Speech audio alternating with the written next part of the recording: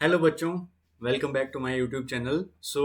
इस सेशन में अपन डिस्कस करने वाले हैं जो भी एब्जॉर्प्शन रिलेटेड प्यारे प्यारे एमसीक्यूज हैं, वो इस सेशन में अपन देखने वाले हैं। क्लियर? हेडिंग डाल लेते हैं। First of all absorption. Clear? So जितने भी प्रॉपर एब्जॉर्प्शन के एमसीक्यू है वो अपन यहाँ पर डिस्कस करेंगे, और एक बार एब्जॉर्प्शन हो गया फिर डिसऑर्डर अपन करेंगे। उसके बाद में जो है वो पूरी डाइजेशन की अपन एक पूरी सीरीज देखने वाले हैं। क्लियर? आते हैं फर्स्ट क्वेश्चन पे जो एब्जॉर्प्शन से रिलेटेड क्वेश्चन है। देखिए मेरे साथ क्वेश्चन पढ़िए, एक पेन और पेपर ले लीजिए और मेरे एक्सप्लेन करने से पहले आप आंसर लिख सकते हैं। क्लियर? उससे क्या होगा, आपका सेल्फ इवेल्यूएशन भी हो जाएगा, और अगर आपको कोई क्वेश्चन नहीं आता तो आप उसका सॉल्यूशन देख सकते हो। क्लियर? मैं पूरा विद सॉल्यूशन आपको करवाने वाला हूँ, ताकि आपके जो है वो मैं जितने एमसीक्यू करवाऊँ उतने ना होके उससे 10 टाइम्स ज़्यादा आप एमसीक्यू सॉल्व कर पाओ। क्लियर? अगर मैं आपको 10 क्वेश्चन सॉल्व करवाता हूँ फॉर एग्जांपल, और मैं आपको डायरेक्ट आंसर बता देता हूँ, ठीक है, तो आपको सिर्फ और सिर्फ 10 क्वेश्चन आएंगे। क्लियर? लेकिन अगर मैं उसका एक्सप्लेनेशन दूँ, प्यारा सा एक्सप्लेनेशन दूँ, ठीक है, तो उसमें आप 10 के 100 एमसीक्यू सॉल्व कर पाओगे। क्लियर? मेरी अप्रोच ये रहेगी कि आप मैक्सिमम क्वेश्चन अप्रोच कर पाओ। ठीक है?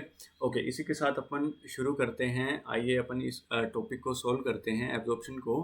फर्स्ट क्वेश्चन देखिए, आंसर लिख लीजिए और मैं इसको एक्सप्लेन करने वाला हूँ। क्लियर? सेम यही मेथड अपन हर क्वेश्चन में फॉलो करेंगे। क्लियर? क्वेश्चन क्या कह रहा है? Absorption of water, some minerals and drug take place by. देखिए, absorption of water, some mineral and drug कैसे जो है वो एब्जॉर्प्शन होता है इनका। क्लियर? या कहाँ से होता है। क्लियर? ऑप्शन क्या कह रहा है? Mouth, small intestine, large intestine, stomach. इसका करेक्ट आंसर क्या आ गया? Large intestine is the correct answer. Clear? As it is NCERT की लाइन है, और एनसीईआरटी की लाइन आपको बिल्कुल भी मिस नहीं करनी। क्लियर? एनसीईआरटी की लाइन क्या कहती है कि absorption of water, some mineral, drug take place by large intestine. Clear? एक टेबल बनी हुई है, और वो टेबल आपको बिल्कुल भी जो है भूलनी नहीं है। क्लियर? उसमें स्टमक का दे रखा है कि स्टमक में क्या क्या एब्जॉर्प्शन होता है, लार्ज इंटेस्टाइन में क्या क्या एब्जॉर्प्शन होता है, वो सारी जो डिटेल है वो यहाँ पर आपको दे रखी है। क्लियर? सो नेक्स्ट क्वेश्चन पे चलते हैं अपन। नेक्स्ट क्वेश्चन क्या बोल रहा है? नेक्स्ट क्वेश्चन देखिए क्या बोल रहा है। Carrier ions like Na+ facilitate the absorption of substances like. देखिए Na+ जो है वो कौन से सब्सटेंस का एब्जॉर्प्शन जो फैसिलिटेट करता है। देखिए, आई थिंक आपने आंसर लिख लिया होगा। Fatty acid, fatty acid, fatty acid, ये फैटी एसिड का बिल्कुल नहीं करता। क्लियर? करेक्ट आंसर क्या हो गया? Correct answer is glucose and some amino acid. उनका जो है फैसिलिटेटेड ट्रांसपोर्ट करता है। क्लियर? ये सारी ट्रांसपोर्ट की बातें अपन ने डिटेल सेशन में कर रखी है। आपको मेरे चैनल पे वीडियो मिल जाएगी जहाँ पर मैंने बात कर रखी है एब्जॉर्प्शन से रिलेटेड, डिटेल वीडियो बना रखी है। तो उसमें मैंने बात कर रखा है सिंपल डिफ्यूज़न के बारे में। क्लियर? फैसिलिटेटेड ट्रांसपोर्ट के बारे में, एक्टिव ट्रांसपोर्ट के बारे में। और दूसरी बात क्या कर रखी है कि एक ही प्रोडक्ट जो है वो किस किस चीज़ पे डिपेंड करता है, कि वो सिंपल डिफ्यूज़न के थ्रू जाएगा, फैसिलिटेटेड ट्रांसपोर्ट के थ्रू जाएगा, एक्टिव ट्रांसपोर्ट के थ्रू जाएगा, या एक सेम प्रोडक्ट। फॉर एग्जांपल ले लीजिए ग्लूकोज। ग्लूकोज पहले तो सिंपल डिफ्यूजन के थ्रू जो है वो एब्जॉर्ब होता है, फिर एक्टिव ट्रांसपोर्ट के थ्रू एब्जॉर्ब होता है। ऐसा क्यों होता है? वो सारी बातें जो है वो मैंने डिटेल वीडियो में कर रखी है, आप जाके उसको देख सकते हो। क्लियर? यहाँ ये जो है वो प्रॉपर एनसीईआरटी बेस्ड एमसीक्यू है, और आपको बिल्कुल भी नहीं भूलना। Clear? This is the NCERT based MCQ. Next question पे चलते हैं। Question number 3। क्वेश्चन नंबर 3 क्या बोल रहा है? देखिए, आंसर आपने लिख लिया होगा आई थिंक। क्वेश्चन नंबर 3 क्या है? Select and incorrect. देखिए, करेक्ट या इनकरेक्ट जो भी हो उसको सबसे पहले आपको सर्कल करना है। क्लियर? ये तरीका होता है सिली मिस्टेक से बचने का। Clear? Select and incorrect statement. Incorrect के ऊपर गोला मार लिया मैंने। About lipid absorption, lipid absorption के रिगार्डिंग कौन सा स्टेटमेंट जो है वो इनकरेक्ट है? Clear? Micelle are formed in the cavity of small intestine. Correct? Cavity of small intestine मतलब स्मॉल इंटेस्टाइन के अंदर। क्लियर? ये बात होगी। क्लियर? ये स्मॉल इंटेस्टाइन होगी, और उसके अंदर जो है वो मेरे को क्या देखने को मिल रहा है? मिसल फॉर्मेशन देखने को मिले। Chylomicron are synthesize in intestinal cell. ये इंटेस्टिनल सेल है, और इनके थ्रू जो है वो काइलोमाइक्रोन का सिंथेसिस होता है। क्लियर? ये क्यों होता है वो अभी अपन डिस्कस कर लेते हैं। क्लियर? ओके, ये भी स्टेटमेंट क्या हो गया? ट्रू हो गया। अभी मैं डिस्कस करने वाला हूँ bile salt help in micelle formation. बिल्कुल सही बात है। क्लियर? मिसल का मतलब क्या होगा? बेसिकली इमल्सिफाइड फॉर्म जो है वो अपन इसको मिसल बोलते हैं। Clear? Chylomicron are absorb mainly in blood. बिल्कुल गलत बात है। एनसीईआरटी लिखती है absorb by lymph. Clear. Lymph vessel जो मेजर लिम्फ वेसल होती है उनका क्या नाम है? लैक्टियल। क्लियर, लैक्टियल नाम है। क्लियर। सो अभी अपन काइलोमाइक्रोन और मिसेल के बीच में डिफरेंस देख लेते हैं क्या होता है। देखिए, फर्स्ट ऑफ ऑल बाइल आता है। बाइल फैट को इमल्सिफाई कर देता है, इसका मतलब फैट के स्मॉल स्मॉल ड्रॉपलेट बना देता है, उसको अपन क्या बोलते हैं? मिसेल बोलते हैं। क्लियर। सो फैट क्या micelle. Clear, wait a minute.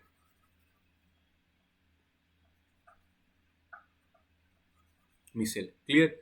अब फैट जो था मेरे पास, पूरा बिग फैट मॉलिक्यूल, उसके क्या बन गए मेरे पास?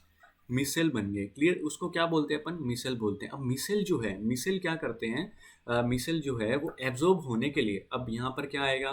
ब्लड आएगा। क्लियर। यहाँ से मेरे को ब्लड में एब्जॉर्ब करवाना है। क्लियर। ब्लड में एब्जॉर्ब करवाना है तो मेरे को क्या क्या करना पड़ेगा?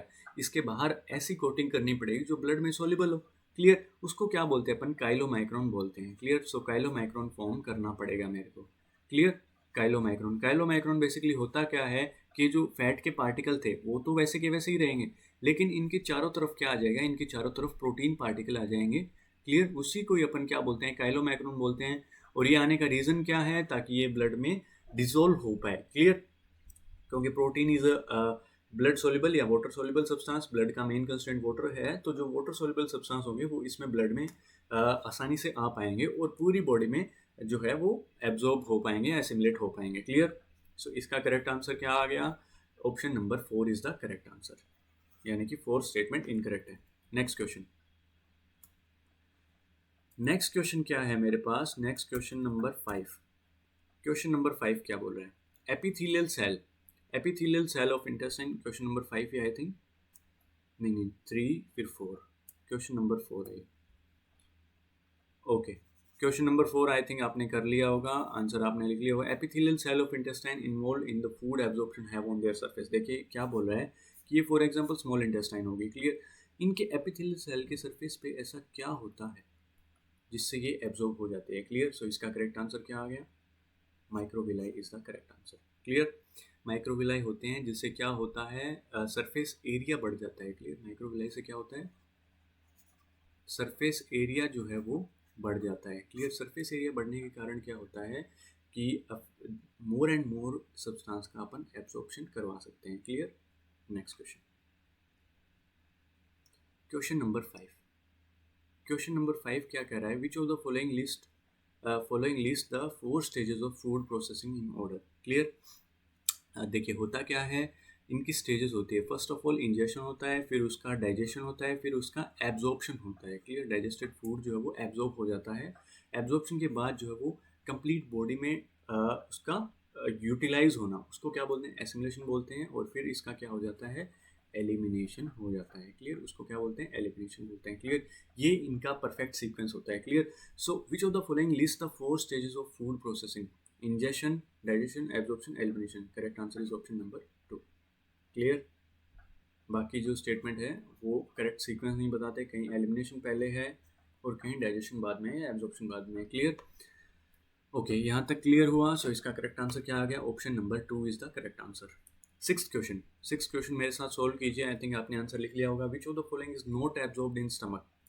स्टमक के लिए बेसिकली एनसीईआरटी लाइन लिखती है कि water, alcohol and simple sugar are absorb by stomach. जो मैं आपको बता रहा हूँ कि वो एनसीईआरटी में टेबल दी हुई है, तो उन टेबल में सिर्फ ये 3 नाम है। क्लियर। सिंपल शुगर है, एल्कोहल है, वाटर है, फैटी एसिड का नाम नहीं है, इसीलिए नोट लिख दिया। तो इसका करेक्ट आंसर क्या आ गया? ऑप्शन नंबर 4 इसका करेक्ट आंसर आ गया। एक और तरीके से आप कैसे सोल्व कर सकते हो वो मैं आपको बताने जा रहा हूँ। देखिए, अगर फॉर एग्जांपल मान लेते हैं आप नीट एग्जाम में भूल गए कि स्टमक के बारे में क्या क्या लिखा हुआ था, तो आप कैसे सोल्व करोगे? ठीक है। Note absorb. ठीक है, नोट एब्जॉर्ब। अब एब्जॉर्ब कोई प्रोडक्ट कैसे होता है? जब वो डाइजेस्ट हो चुका होता है। देखिए, जो प्रोडक्ट डाइजेस्ट हो चुका होता है वो तो एब्जॉर्ब होता है। अगर कोई प्रोडक्ट डाइजेस्ट ही नहीं हुआ या उसका डाइजेस्टिव फॉर्म ही नहीं मिला अपने को, तो वो एब्जॉर्ब नहीं हो पाएगा। क्लियर। सो यहाँ देखिए आप, यहाँ क्या है मेरे पास? स्टमक है। क्लियर। स्टमक के आगे क्या है? इंटेस्टाइन है। क्लियर।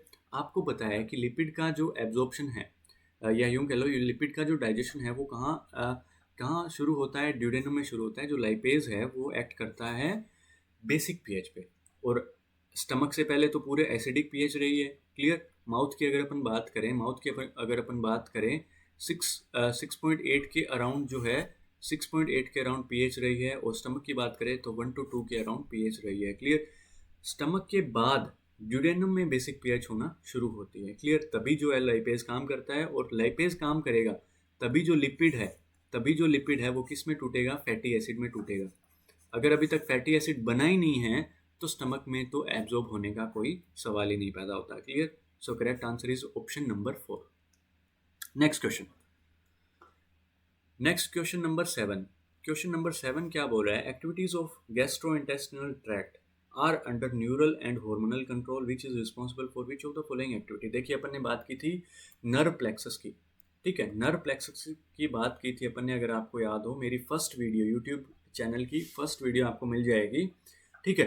तो उसमें मैंने बात की थी नर्व प्लेक्सस होता क्यों है, अपने पास नर्व सप्लाई होती क्यों है जीआईटी में। देखिए ये इसलिए होता है ताकि अपन दो एक्टिविटी को कंट्रोल कर पाएँ।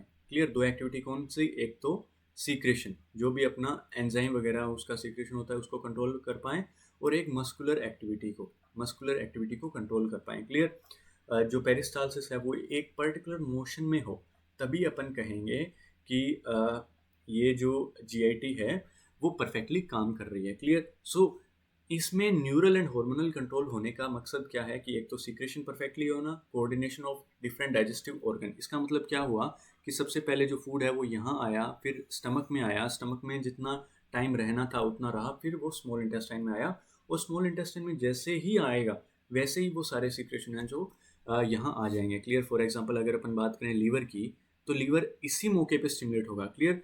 लीवर जो है वो 24 आवर स्टिमुलेट नहीं होगा बाइल सीक्रेशन के लिए, लीवर तभी स्टिमुलेट होगा जब स्टमक से यहाँ पर प्रोडक्ट आया। क्लियर। सो ये बेसिकली आपस में कोऑर्डिनेट करते हैं, आपस में बातचीत करते हैं कि भाई मैंने अब प्रोडक्ट भेज दिया है, अब आप जो है वो इसको संभालिए। क्लियर। सो ये ऐसा होता है, इसीलिए जो है वो अपने को कोऑर्डिनेशन देखने मिलता है, इसीलिए जो अपने को प्रॉपर मस्कुलर एक्टिविटी देखने मिलती है। क्लियर। सो इसका रीज़न क्या हुआ, coordination of different digestive organ. बिल्कुल सही बात है, जैसा कि अपन ने देखा कि लीवर, पैनक्रियाज ये सब तभी काम करेंगे स्मॉल इंटेस्टाइन में जब स्टमक से प्रोडक्ट आ जाएगा। क्लियर। तभी ये आपस में बातचीत करेंगे और एक कोऑर्डिनेशन बनाएंगे, जिससे क्या होता है कि ये प्रॉपर डाइजेशन कर पाए। क्लियर। बाकी कोई डाउट हो तो नर्व प्लेक्सस की डिटेल वीडियो आप देख सकते हैं, मेरे चैनल पे आपको मिल जाएगी। Clear. Muscular activity of different part of alimentary canal, secretion, digestive juice. Clear. अगर सीक्रेशन 24 घंटे होता रहेगा तो प्रॉपर डाइजेशन अपने को कभी नहीं देखने को मिलेगा। क्लियर। वो तभी होगा जब प्रॉपरली जिस ऑर्गन में जाएगा वो डाइजेस्टिव जूस अगर सीक्रेट करेगा, तभी अपन प्रॉपर डाइजेशन की बात करेंगे। क्लियर। सो इसमें करेक्ट आंसर क्या आ गया, all of the above are correct. ठीक है। नेक्स्ट क्वेश्चन अपन देखते हैं। Next question number 8। Question number 8 क्या बोल रहा है, क्वेश्चन नंबर 8 बोल रहा है small amount of monosaccharide like glucose, amino acid are generally absorb. देखिए स्मॉल अमाउंट जहाँ आ जाए, एनसीईआरटी भी लिखते हैं, वहाँ आपको क्या आंसर करके आना है, सिंपल डिफ्यूजन आंसर करके आना है। क्लियर। ओके। अब इसका रीज़न क्या है, स्मॉल अमाउंट ऑफ मोनोसैकेराइड, ये जो है वो इस स्टेटमेंट का रीज़न क्या है। फॉर एग्जांपल मान के चलिए ये मेरे पास क्या है, जीआईटी है। क्लियर। ये मेरे पास स्मॉल इंटेस्टाइन है, और यहाँ से फूड एब्जॉर्ब हो रहा है, और यहाँ से कहाँ जा रहा है, ब्लड में जा रहा है। क्लियर। ये मेरे पास ब्लड वेसल है। क्लियर। फॉर एग्जांपल मान के चलते हैं अपन, यहाँ मेरे पास ग्लूकोज है, और यहाँ से जो है वो इसका एब्जॉर्प्शन हो रहा है। क्लियर। जस्ट अ मोमेंट, अपन मान लेते हैं कि we are having 100 molecule of glucose, तो ब्लड में कितने मॉलिक्यूल होंगे, क्या 0 मॉलिक्यूल होंगे, नहीं। क्लियर। 0 मॉलिक्यूल कभी नहीं होते ब्लड में एनी टाइम, हालांकि जो लेवल है वो फ्लक्चुएट करता रहता है, लेकिन जीरो ग्लूकोज का लेवल कभी नहीं होता। ठीक है। तो मान लेते हैं अपन अराउंड 80 मॉलिक्यूल हैं अभी ब्लड में। क्लियर। सो आपको पता है कि अब यहाँ पर कंसंट्रेशन ग्रेडियंट बना हुआ है, तो 90 या यूँ कह लो 10 मॉलिक्यूल जो है वो विद कंसंट्रेशन ग्रेडियंट यहाँ पे पास हो सकते हैं, कि 10 मॉलिक्यूल जो है वो यहाँ पे चले गए, तो यहाँ कितने आ गए 90, और यहाँ कितने रह गए 90 रह गए। क्लियर। सो अब जो है वो कंसंट्रेशन ग्रेडियंट नहीं बनेगा। क्लियर। सबसे पहले क्या हुआ, सिंपल डिफ्यूजन हो चुका है। क्लियर। सिंपल डिफ्यूजन हो चुका है, सिंपल डिफ्यूजन के बाद जो कंसंट्रेशन ग्रेडियंट है वो अब नहीं बन रखा। क्लियर। अब अपन 90 के 90 मॉलिक्यूल को जाने तो दे नहीं सकते, इसको एब्जॉर्ब तो करवाना पड़ेगा, तो यहाँ पर आती है एक्टिव ट्रांसपोर्ट की बारी। क्लियर। ठीक है। तो यही कॉन्सेप्ट होता है कि एक प्रोडक्ट ग्लूकोज जो है वो सिंपल डिफ्यूजन के थ्रू भी गया ब्लड में, और एक्टिव ट्रांसपोर्ट के थ्रू भी ब्लड में जा रहा है। क्लियर। इसका रीज़न यही है कि जब तक पॉसिबल हो सिंपल डिफ्यूजन के थ्रू करवा लो, क्योंकि उसमें एनर्जी लगनी नहीं है। क्लियर, एक्टिव ट्रांसपोर्ट में एनर्जी लगनी है, ठीक है। सो जो बच्चे खुचे होंगे उनको अपन एक्टिव ट्रांसपोर्ट करवा लेंगे, जिसको अपन अपने को ज़रूरी है करवाना उसको अपन एक्टिव ट्रांसपोर्ट के लिए ही करवाएंगे। क्लियर।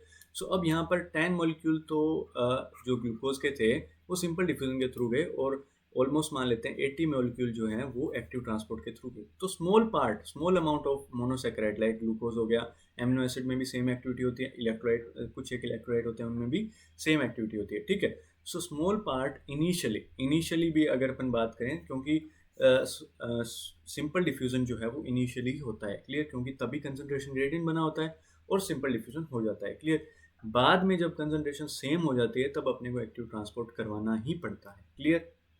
सो ये इसका रीज़न हो गया। 9th नंबर क्वेश्चन देखते हैं। 9th number question I think आपने कर लिया होगा।